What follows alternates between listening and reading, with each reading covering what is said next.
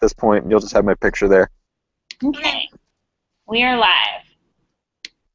All right. No, that's not good. Trying to drop myself. Okay. Way to start a video. We're known for having this slow start videos anyway, so. Yeah. All right. So everybody did the reading about the TSA guy that accidentally let somebody through, correct? Yeah, I think it was probably one of our more interesting case studies. Mm-hmm. Yeah, I agree. It is. It's kind of a tough situation that O'Reilly or whatever her name finds herself in, and I think all of us are going to find ourselves in that situation at some point or another, where you got a good person with a good heart that makes a bad mistake. Mm-hmm. Absolutely. Definitely. So this is going to be an interesting discussion tonight. So first thing is, has anybody worked as a TSA agent, or any of you guys had to do that? Nope. No. Nope. Good. Me neither. And so what do you guys think it would be like to do that job? I think it'd be horrible tough. Okay. I think I don't know. I'm really passionate about Homeland Security. My dad does Homeland Security in a different capacity, and I put up with crazy people all the time, so I feel like that part of it wouldn't be too bad. But I think I might actually kind of like it. I was thinking about maybe I went into the wrong career while I was reading this. You could have very or multiple very short meaningful relationships all day long. Yes, exactly. I would save lives one annoying interaction at a time. Take off your shoes and your belts and your change. And laptop has its own container. I mean, I travel so much I could probably just do it right now with no training. Yeah, I hear you on that one. I've spent a good fraction of my life living out of airports, and yeah, I admire them for what they do. It is an immense amount of responsibility, but it is a very high turnover job. Yeah, and from the outsider looking in, I just see monotonous and not rewarding at all, because I don't know that TSA has caught a ton of major incidents. I think they've caught a few. Obviously, there were some in the readings, the little handgun and a knife, I think, or some throwing knives. But I don't know that you would see the fruits of your labor. Yeah, I think that more than anything, they're a deterrent so that people who do have bad intentions see it as an obstacle to overcome, and so I'm not sure if they're really doing a ton except for Just deterrent. To be easy. Yeah. I don't know. There's something. I'm one of those people that goes through those lines though in security, and I just like shake everyone's hand and I tell them how grateful I am for them and how I feel so much more comfortable flying. So I'm like probably. I'm one of those people. Like, anytime there's a cop in the emergency room, I like go out of my way to ask them if there's anything I can do for them and tell them how much I appreciate them. Just to get out of a ticket when they pull you over. So that's just me. It helps to get to know them though for that reason. Yeah, I guess so. I totally understand what you're saying, but like my experience with the TSA hasn't exactly been super great, so I can see why there's a lot of turnover, because they broke something of ours when we were going through the line, and we were already stressed because we were late, and then this happened, so I felt really bad, but at the same time he was like, that was broke before you got here. No it wasn't. And so it was a horrible experience. I felt so bad for him because my husband was less than kind. So Ouch. It does when things don't work out the way they're supposed to. I can totally empathize with that. I think most of the time, too, it's having to correct people that either do know the rules and they don't want to cooperate, or they're ignorant, and so you really have to get through to them because they're preoccupied with traveling. And you're saying the same thing to new people, because even though you heard it and said it a million times, this is a brand new person to the experience, maybe. Right. So Mhm. definitely has to get repetitive. Yeah, so, and you have to teach. You have to be professional. You have to be courteous, but I really do think it'd be super challenging to keep that professional, courteous attitude just on such overly thankless job. Victoria, I really do think you are a literal one in a million traveler. So, Right. Yeah, I come from a family of law enforcement though, and like military service, and so you pick up on being appreciative for the nitty gritty. yeah. It's like your blood. But So overall, we kind of agree that this is not the most glorious job in the world. yes. Yep. Okay. So moving on to step 2 of tonight's subject. Well, actually, let me just really quickly ask, going back to that, what do you think you guys would like or dislike about that job? Just, one or two things each. So, Keith, go ahead. What do you think you would like about being a TSA screener?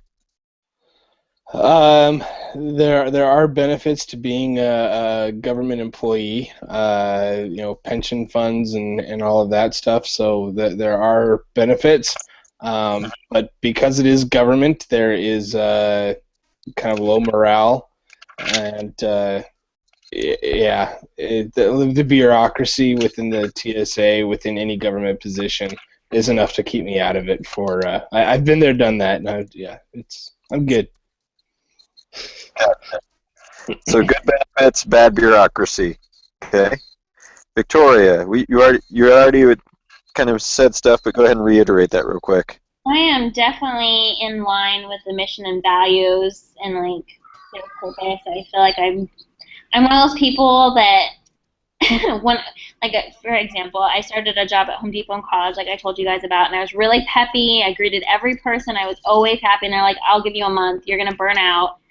You're just gonna be a normal employee like everybody else that just deals with it." And I never did. I've just always been when I agree with the mission of what we're doing, I keep a good attitude and I focus on that, and I really feel like for that purpose, I'd really love to be a part of that.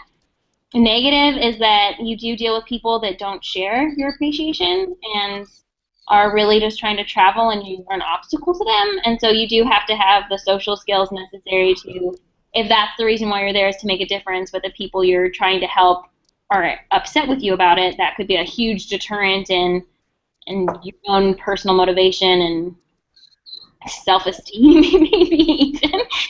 So. Okay. Good. Thank you. Brianne, what do you say? Like we were talking about, that it's not an overly tough job to be a TSA agent.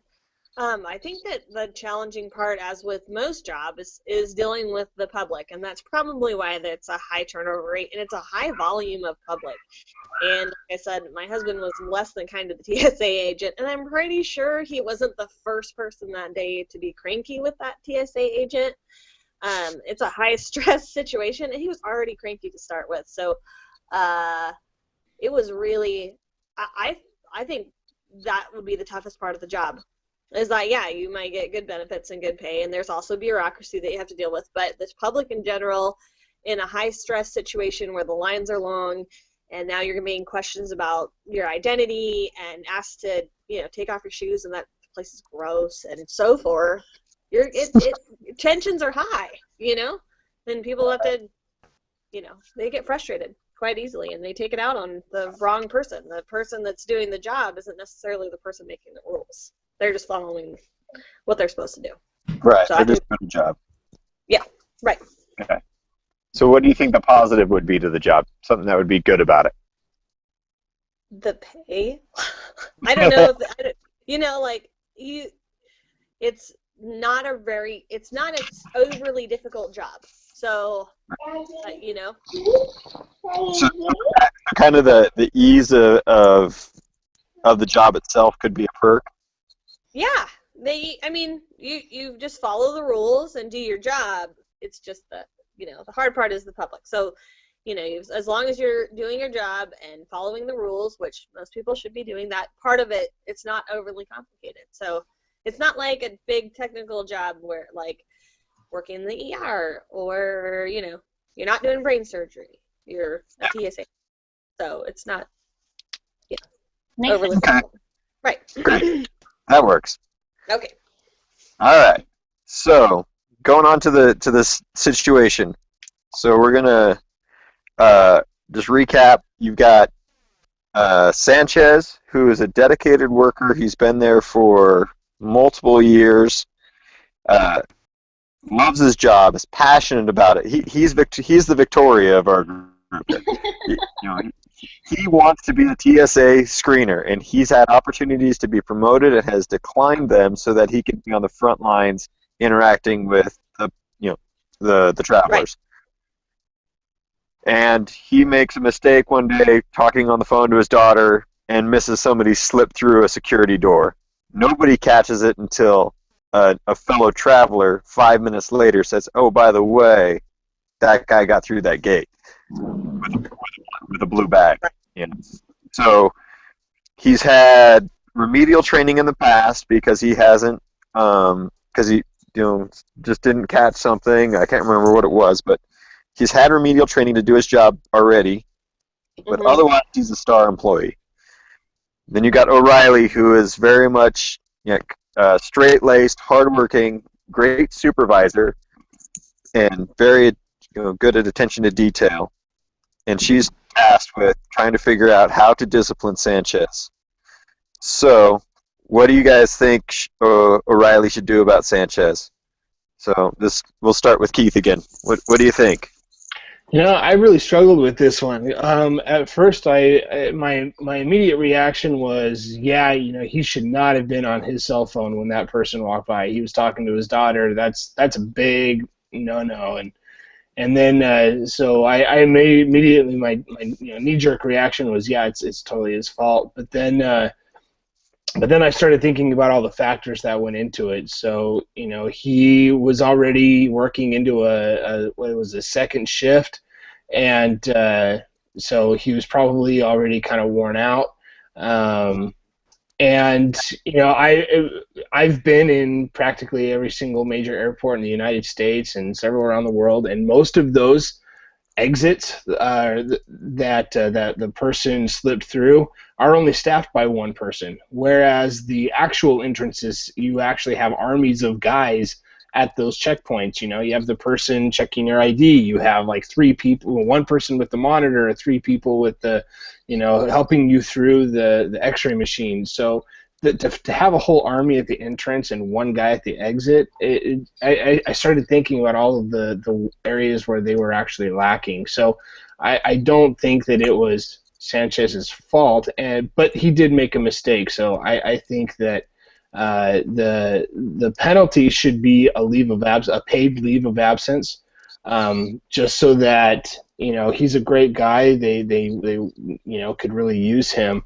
But they need to send a message to not only him, but everybody else that this was a very serious thing, and so he's going to have to take a leave and have him kind of reflect, kind of like one of the disciplinary things that we read about, where take a day off, think about it, and if you feel like you want to refocus and rededicate yourself, then come on back. Yeah, I really, they think they call that the decision-making leave. The DML in the abstract reading, and I really like that you mentioned that. I think that's one that I didn't go to for when we were answering the quiz questions on that, and I think that's a good solution. Mm-hmm. Okay. All right. I really felt like they. I'm sorry. Go ahead, Victoria. No, go ahead. Okay, I really felt like when I was reading her next step, like what she should do, that with an agreement with Keith, the leave of absence to kind of get his mind back in it, but there also needs to be some sort of improvement plan for Sanchez so that it's not just like, okay, you came back, great, here's your position back. It's, no, you've made a mistake. We need to have a performance improvement plan. Go over the policy about the cell phone usage during working hours, have him sign that as part of his, that he's read it and understands it. Again, they've gone over it. and and a check back on how he's doing later to see if he's had improvement, and maybe not make him lose his job, but for a while that plan of improvement is in place, he does get a lower security level position, and then once he's finished his plan, he can go back to his position that he had prior. Maybe. I kind of went along when I did this earlier. I kind of went in the same direction with developing a performance improvement plan, as well as some counseling and a little bit of retraining. I didn't necessarily think that he needed to like go down to a lower security level. I feel like with someone like Sanchez, I don't know. I think managing, like being a manager is a lot like being a parent. I think that you kind of understand you have to treat everyone equal, but catering to like how to communicate to certain people, I guess. Mm-hmm. And I feel like he's already really motivated, and his goals are really in line with the company's goals already. And obviously, he's been a huge team player and an asset, even in O'Reilly's mind, with how she's worked with him. And I just feel like a simple reality check of saying, hey, this is just to kind of re-go over this. This is what we expect from you. I want you to sign me saying that these are what your goals are and you're committed to them, and that's quantifiable goals so we can keep track of it and see how you've done. And then I think that's all that someone like this really needs in order for them to kind of like get a boost back as to why they're there. I mean, that's a great time for reflection as to, I love what I do, I want to do the best I can, I messed up, and this is what I'm going to do to be better. And so for some people that might not work, and so you kind of have to understand that as a manager and know your employees. But I feel like for the background they gave us with Sanchez is that he does have his heart in the right place, but people get complacent, they get comfortable, and I think that one of my biggest disappointments reading this is that it's one thing to be on your cell phone and to miss things, but to completely not see them come in at all and find out minutes and minutes later, once that other traveler contacts someone and then they contact you. I mean, that's pretty bad. Like, it's one thing to be on your cell phone and to have to chase somebody down because they slipped past you, but to completely be oblivious, I feel like he already knows that he made a huge mistake, and you just kind of have to be like, here's how it's going to be. And usually they rally. Like, people that love their jobs rally, right? Mm-hmm. You're right. And, yeah, I think you're all on the right track here, and I agree with you that in his case, it's kind of a one-time offense, and it's obvious that he felt pretty awful about it. But so none of us really think that he should be fired. What would it have taken? At what point do you think, yes, he should have been fired? What would have had to have transpired?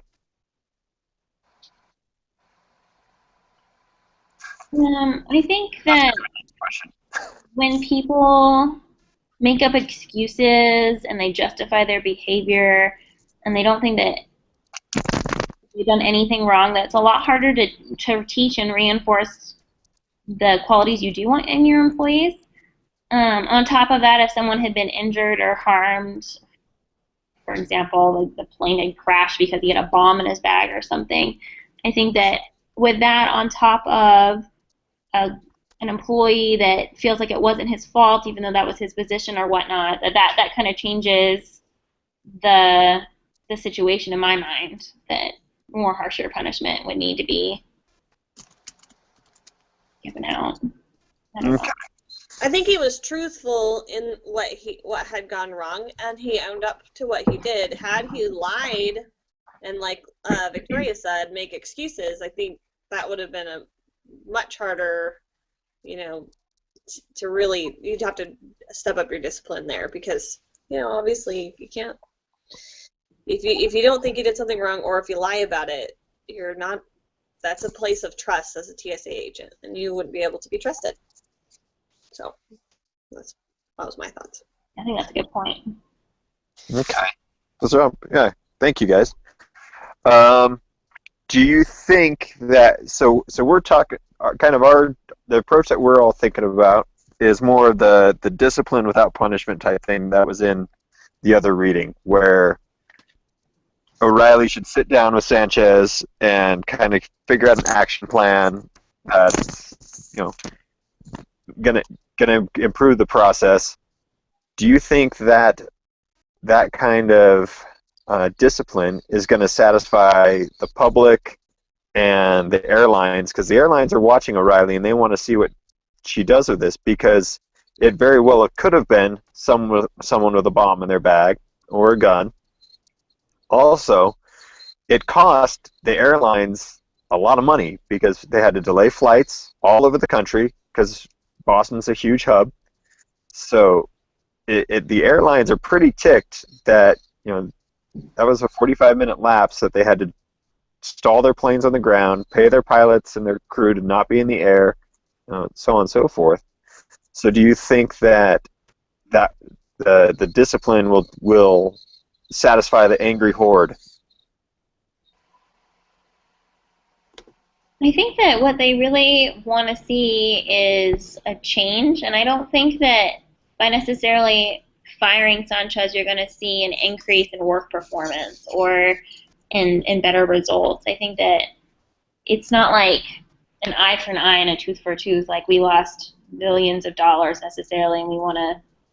He can't afford to pay us back, so it's just off with his head kind of thing. And I think that if that's the mentality on the part of the airlines, that they don't really have the right frame of mind either. I think that they would want to make sure that a standard was set, not necessarily for all this negative reinforcement, but to show that there are consequences. But at the same time, like I don't know. I think that if that's what you're basing your whole management style on, then that doesn't really make you a great manager. I think it also depends on how much the media takes hold of the story. Yeah. I don't want to get down that tangent, but it seems like when the media gets a hold of it, they start demanding it, and then it's they're kind of forced to do something out of a PR standpoint. But I agree that I think just the fact that they did something, and even cops these days, they get placed on a leave of absence, and once the story dies down, it's like, okay, whatever. But gotcha. So almost from a PR standpoint, they need to do something visible with Sanchez. And then they need if there is some, like, say there is a PR reason for this, maybe the plan of action in this case needs to be broadcast. I mean, and he would, if it does go to the media, then maybe that's part of it. You own up to how you're going to fix it, how Sanchez is going to be trained, or whatever you decide. I mean, you'd make it very transparent that this is what we're doing, this is how we're going to deal with this, and move forward. As Yeah, they definitely need to send a message. Right. I don't think that there's any reason why all of our ideas can't even be combined. I think that the DML in congruence with a performance plan are both acceptable things. Like, hey, go home and think about this. Reflect on, is this really want to be? Are you capable of doing this? Are you committed to what you signed on for?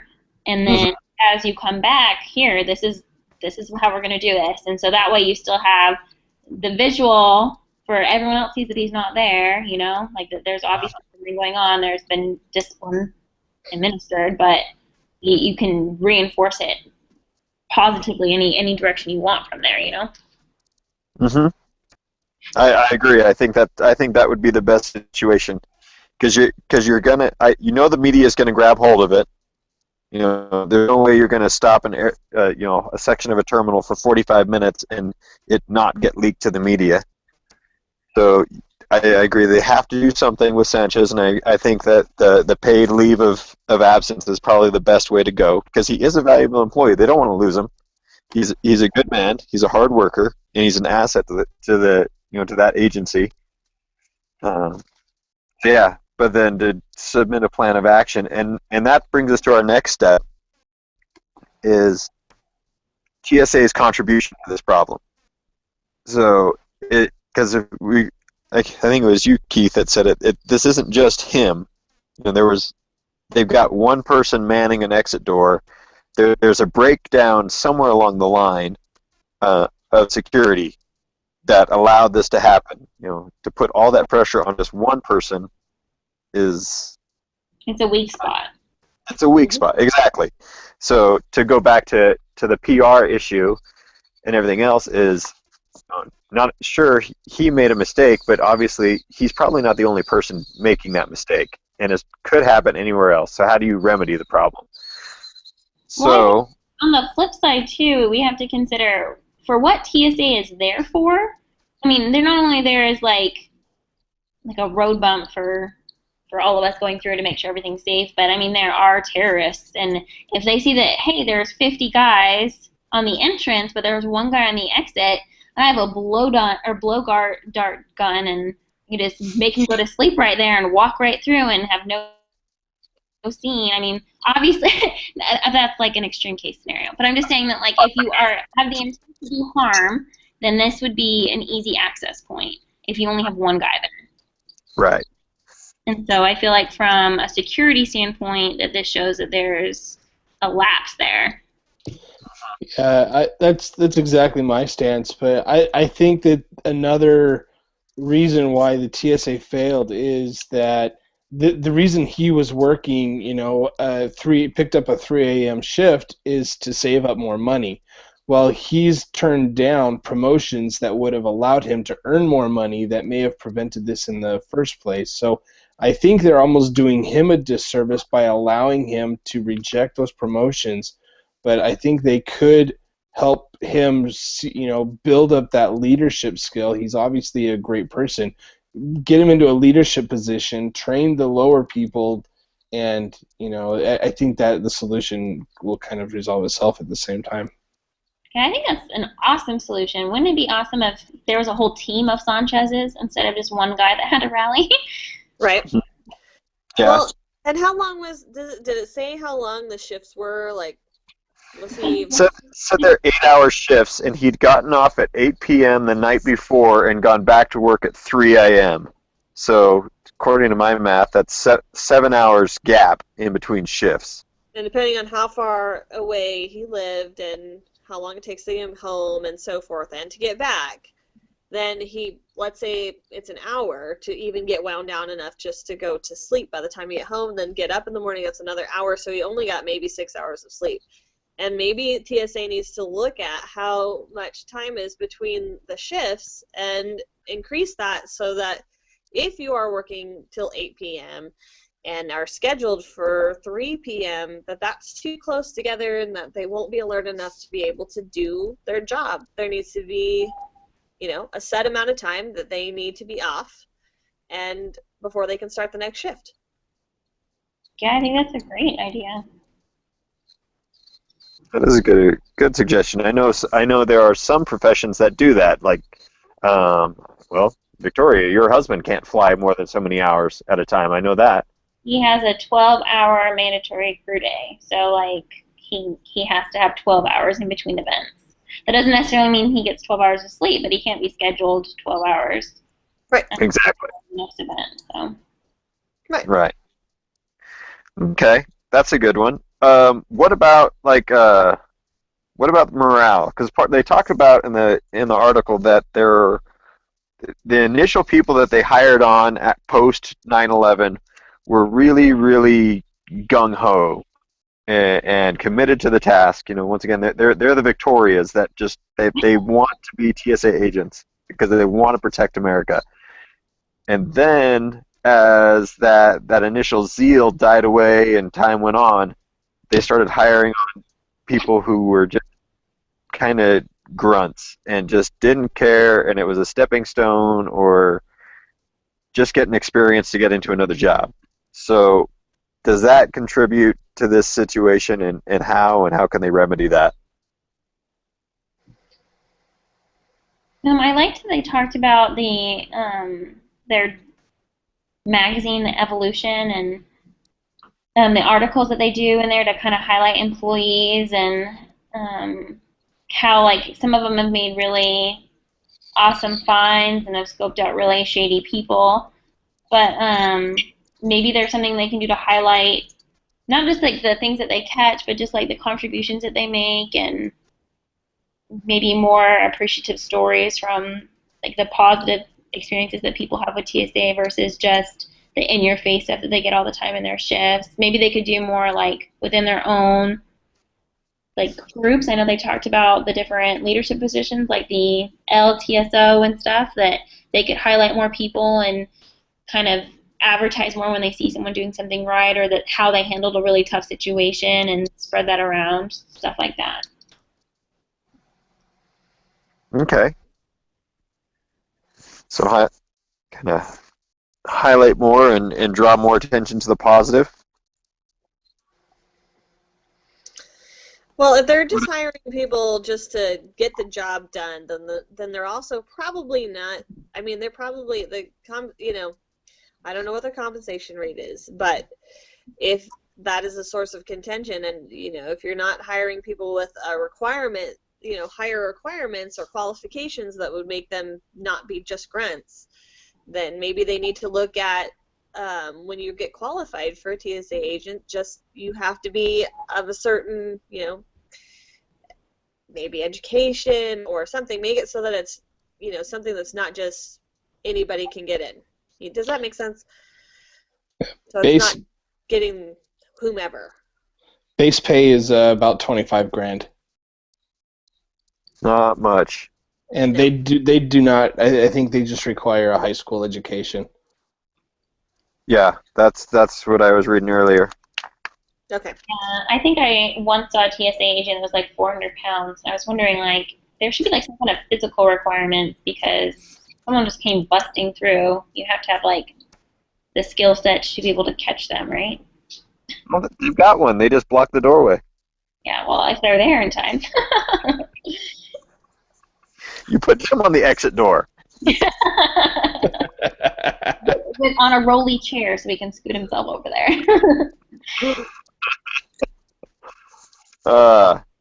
Yeah. When you have somebody like Sanchez, who obviously is very passionate and has been there since 2001, maybe that's something that you highlight as having enthusiasm for the cause of TSA, and he needs to be somebody who's maybe training people. If he's that interested in stopping terrorists and he shares that enthusiasm, maybe his enthusiasm would be catching.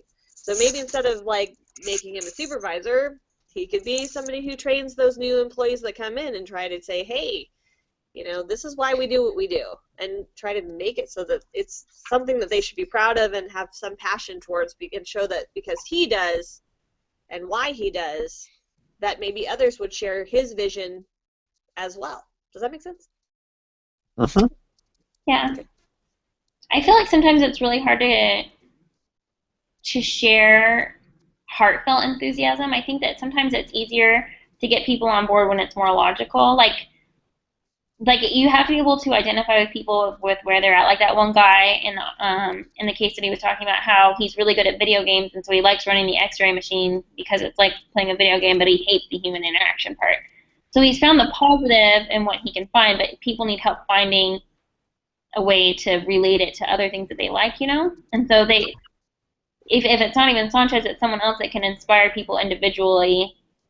Because Sanchez, it sounds like he doesn't necessarily really have a reason or maybe even a teaching ability that he knows of, but he just really feels in his heart that he's committed and he loves what he does and he loves why he does it. But sometimes it's hard you can't really teach that all the time, Like, people either are motivated or they're not motivated, and you have to be able to relay that individually, and that's hard. Mm-hmm. Yeah. I've been offered lots of training positions because I am kind of like, I'm either going to do what I love or I'm not going to do it kind of thing. And it's really hard to train people when you don't have, how do you teach someone to love something because you love it kind of thing? Does that make sense? Yeah. Yep. All right. Well, I think, let me see, what other were there any other questions that I wanted to ask you guys? Yes. So we kind of realize that part of this is Sanchez's problem, part of this is the TSA's problem. So the assignment here wants each of us to assign a percentage of the breach, so a percentage of fault to Sanchez and a percent to the TSA. So Give me a number. Victoria, what do you think? How much Sanchez, how much TSA? 80%, 80-20. I think that Sanchez knew better than to be on a cell phone at work, and that even if you are on your cell phone, you can still be watching the narrow little entrance and at least be the one to report that someone got through instead of having it happen 5 minutes later. And that 20% that it's TSAs because that's obviously a weak point, and they have the manpower to even like rotate people in and out. If you don't want to keep the same people there to get bored, you could at least rotate them so they do half their shift there, and an hour on X-ray and an hour doing something else. Well, they actually do that in the reading. They were saying that's the assignment. It's like I can't remember, but in it they change positions 4 times in a shift or something like that. I missed that part, and I did read it pretty thoroughly. But so still, even if it wasn't for the whole shift, they could have had people rotating in and out to be like the second man over there or something. I don't know. Gotcha. So I say 80-20. Okay. Keith, what do you think? So Victoria, you think it's 80% Sanchez? yeah. I don't know. I'm thinking, yeah, probably 70-30. I started with 60-40, but yeah, I agree. He was the line of defense. He definitely should have known better. I'll go 70-30. 70-30. Okay. Brianne? I agree with Keith on this, on the 70-30, and I was really like 50-50 there for a little bit because the TSA doesn't offer him any, like that position any sort of support. I mean, he's the only line of defense. So if he is distracted by anything, whether it be a cell phone, something happening across the hallway, whatever, like say it wasn't a cell phone, it was something else that he had his attention and they were able to slip by him. There's nobody else to look to see anything. There's no second pair of eyes. So the TSA, I think they fell down on the job there too by putting one person in charge of this one place, which is a weak spot. So, but he was the person that was his job at the moment. So I would have to say 70-30, but I still feel that the TSA should really step it up and have a second set of eyes. Gotcha. And I'm going to go more on the 50-50 part. I really do think that, you bring up a good point, Brant. If he was doing any type of customer service and had his back turned to that door, he would still be providing the service and taking care of customers and still be a weakness. So just by having him alone there is almost inviting failure. Right? That's my take on it. I would say 50-50, but I also see your points. I really do think that in the end it is his ownership, it's his responsibility. That was his duty, that was his position, and he knew it. He wasn't a rookie. This is somebody very, very seasoned. So he definitely needs to take ownership of the fact that he made a major goof. I think that Brian almost convinced me on 70-30. I can only imagine like if someone was walking through the exit and fell and broke their hip and then like a distraction, like there really is nobody else for other emergencies. Like what if there is like a coordinated type attack where they're targeting that thing and they have 3 people walking through at the same time? Like there's still only one person there. Like, so I think I would convert it to 70-30. Yeah, I think it's the same reason that cops go with partners, that missionaries walk by 2 and 2, that you need to have somebody there to back you up. Absolutely. Okay. I like it. All right, we'll go 70-30. All right, so a couple more little seconds to do here. We'll try. What time is it? How much time we got left? 6 minutes.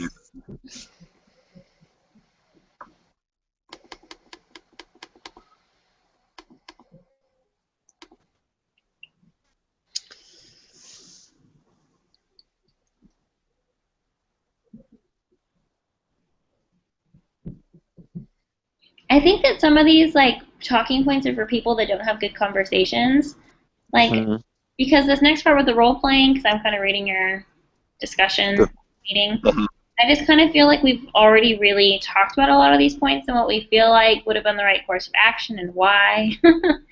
even if we didn't role play while we did it. Right. I agree. I was going over it too. I'm like, we already really covered most of this. Okay. I mean, All right. if you feel comfortable, because you're the one that's going to be writing the paper, if you feel comfortable, have you looked at what your assignment is? Yeah, I'm reading it right. I have it in front of me. Okay. Yeah, So- I didn't do your assignment, so I don't know what the write-up portion is. Oh no, I'm sorry. I have not looked at. No, I have not looked at my writing assignment. You're right. No. Yeah, because some of it is really reflective in this part of the discussion, and some of mine was totally different when I did my write-up. So I'm not So sure if this you need. It's a press release. So he writes a press release and he's going to answer the public's questions on what should be done to ensure the future safety of the airline's concerns about safety and delays. Good. Remember that the other TSOs will also read the press release, so think about how they will feel about your decision and how you explain it. So this is the PR press release that we kind of discussed earlier. Me literally. We really actually talk about this, which is funny. Totally nailed it. Hey. All right. So it kind of sounds like we would do kind of a combination of all the things that we've talked about. Mm-hmm. And I guess do you have any questions on that?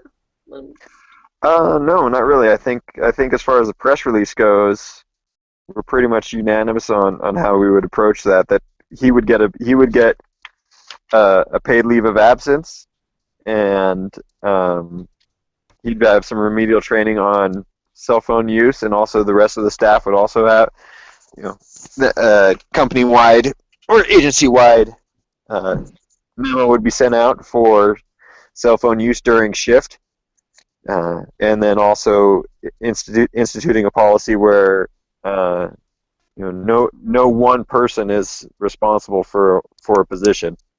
That Absolutely. Yeah, I think that's a really important part of our stance is that whole exit would have to be totally revamped, that it would be a buddy system at least. right. Agreed. Yeah. Okay. All right. Well, in that case, what, you guys don't want to go? You don't want to act? Come on. It's so much fun. I gave you a 10. Yeah. Act, I'll drop it. Very nice. All right. Okay. So, getting to the end of it then. How do you tell someone you respect and care for that they are not performing? And is this hard to do, and why? Lead with the things that they do well. And that I think that's really important, because so many times we hear about all the negative things that we've done, especially if you're in a disciplinary meeting. It's, I see the things that you're doing, but we're falling short in this one area. And these are the things that we need to talk about in order for you to to continue to be a great employee and move forward and be, successful. This is the area of improvement for you. You know what I mean? Yeah, I agree. I think in building on that, I think it's important to really be straightforward and not beat around the bush. I feel like people really appreciate getting to the point, and obviously lead with the positive and be straightforward with the things you want to improve, but definitely be assertive and clear. Cut and dry. Yeah. Yeah. I think another big thing is to avoid subjective terms and keep it as non-personal as you can. Make it just factual, as factual as you can get, because that way it's not an attack. It's not about who they are. It's about what they're doing. Yeah, Right. I like that. Yep. Keith, you probably play with this a lot more than any of us do. What do you think? Sorry, I got distracted. Can you repeat the question? So, if you got to discipline somebody that you really care for, somebody that you've got a good relationship with, how do you do it, and is it hard to do? It is hard to do. You don't want to ruin the relationship. I think the varying levels of your relationship definitely play into it. I I think that's one of the reasons why you don't have you don't date the people that you work with. You don't it's kind of probably better that you don't work with family members just for that reason. But you do want to create a good bond with your coworkers, and just number one is just be honest and straightforward with them, and do it with empathy. And yeah, don't beat around the bush. It's hard when you tell them what they do well. You don't want to go from building them up and then drop a huge but. That can you've built them up and now you're going to tear them back down. I think it's best when you sit down with them that you get right to it. Tell them what their strengths are. Say, look, you work really hard, but in this particular situation, you drop the ball, and I need to make sure that you are focused, and there could be a lot of other factors, and if you've got a really close relationship with them, then you can. Maybe there's, I've dealt with instances where, somebody was having a rough time at home, or, his girlfriend dumped him, and so that caused him to slack off. And it's like, look, I get it, but you've got to leave your personal stuff at the door when customers are concerned. Yeah. And, if you need time off, I get that. Take time, take a couple days, reset, and come back. But, if you feel like it's going to affect it. And what you said there, I actually had that conversation about 2 weeks ago. Actually, a coworker criticizing me for I don't have a high gear most times at work. I'm pretty much I stay in second gear and I live there. And a lot of people appreciate that because I don't get riled up and I don't get angry. But when things get really hectic, it's a drag sometimes. And so I had a customer or a coworker kind of criticize me for that, and it was just that conversation of, Nick, you do this great, you do that great. I really love working with you for this, and this reason, but I really need you to step up here. And it was a great conversation, and I've worked on it, and it's something that now every day at work I'm in a conscious thought process of, okay, how can I step up just a hair more here and there, and it was. And it wasn't, nobody takes criticism well. It's a challenge no matter what. And I had a hard time keeping my hackles down and not taking offense. But I also knew that this is a coworker that I've worked with for 7 years. We've got a great relationship. And if I'm going to be able to criticize her for anything and have an open dialogue, I need to make sure that I have that on my end as well. And so it was a good conversation. Yeah, I actually had that conversation with my CEO this morning. He was on a conference call with me, and I'm taking on one of his pet projects, and so he's kind of meddling in my business, but I didn't live up to the expectations on this particular call, and so he walked into my office and closed the door, and he did it very well, though. I mean, it hurt, and I started wanting to throw out excuses, but I knew that wasn't going to help my situation at all. But he avoided using the word "but." He walked in and said, this is the situation. This is why you're doing what you're doing. And he said, and this is what I need from you. So he didn't say "but." He just said, and this is what I need from you. And he kind of let me kind of gauge my own performance. So it was really good. It didn't, I didn't want to punch him or anything afterwards. So which is always a good way to take criticism. Especially from the CEO. I think that's a good insight, though. And instead of but. That way you're not really putting a label on what they're doing. I think that is good. You don't have to explain what they're doing. You just say where the bar is.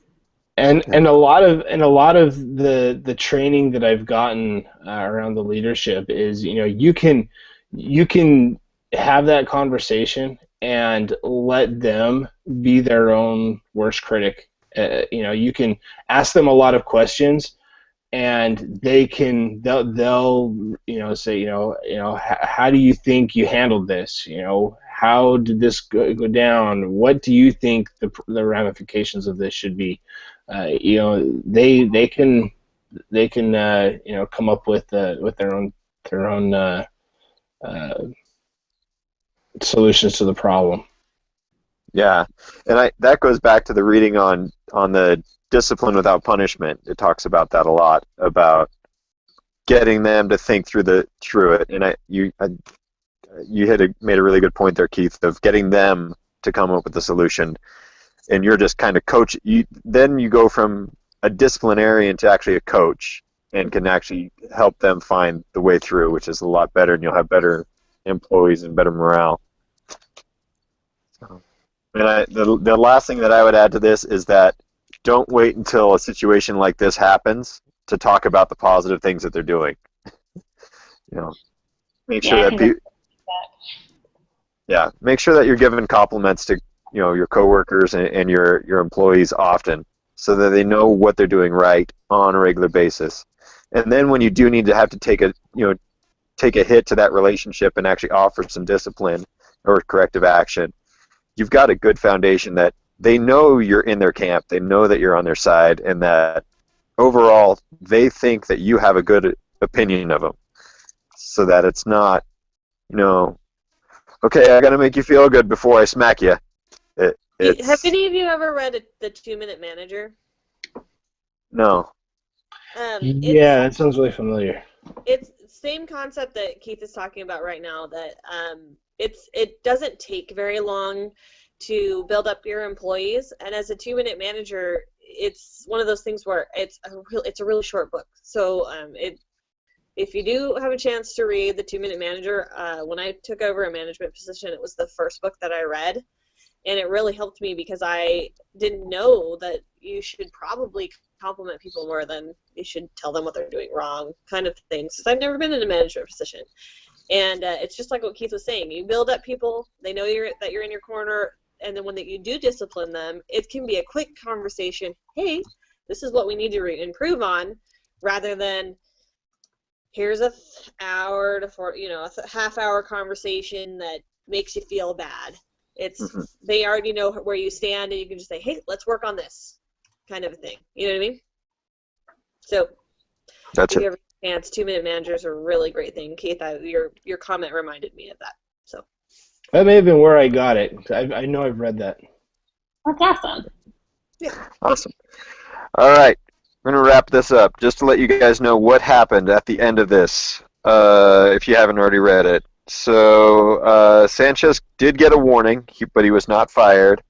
However, 2 months later, he caused another serious breach. Oh, jeez. Dang. And then that's where it ends, just with two questions. What would you do now, and what does this case teach us about discipline? So, Well, if they had taken our advice, then there would have been 2 people. So if his second offense was in that area, it would have been caught by the other guy. right. So hopefully it doesn't say what the breach was. So hopefully it wasn't the same one. I don't think he did enough. A warning does nothing. There's no plan of improvement, no education, and no follow-up. So he really got a slap on the wrist. And so when they had a bigger breach later, that's kind of their Look bad. issue. What's that? I think it makes everybody look bad at that point. It doesn't just make Sanchez look like he's being a bum, but then it makes her look bad. It makes the TSA look bad. It pisses the airlines off. The community's upset. Like it just puts everybody in a bad light. Absolutely. Gotcha. So overall, O'Reilly didn't do a good enough job taking it seriously or pursuing enough to make sure that Sanchez knew that he had to do better. Well, I think that just because people are capable of it doesn't mean that they are going to always do it. I think the point is that you see the good in your employees and you structure the job enough that you bring out the best in them and you don't just put it all on them. By just giving someone a slap on the wrist, you're saying pretty much, I know you're capable of more, go do it, but you don't really give them the tools to succeed. And so I think that that was just her being a little bit overconfident in his abilities instead of giving him what he needed to be successful. Because obviously he wanted to be there, you know? Right. Okay.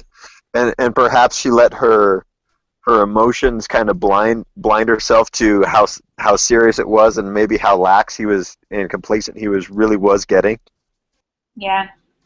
And That- it's that kind of perhaps- looks like it kind of sounds like they didn't put anything on the TSA and their lack of, having the buddy system. So they put it all on Sanchez and didn't make any improvements themselves. So Uh-huh.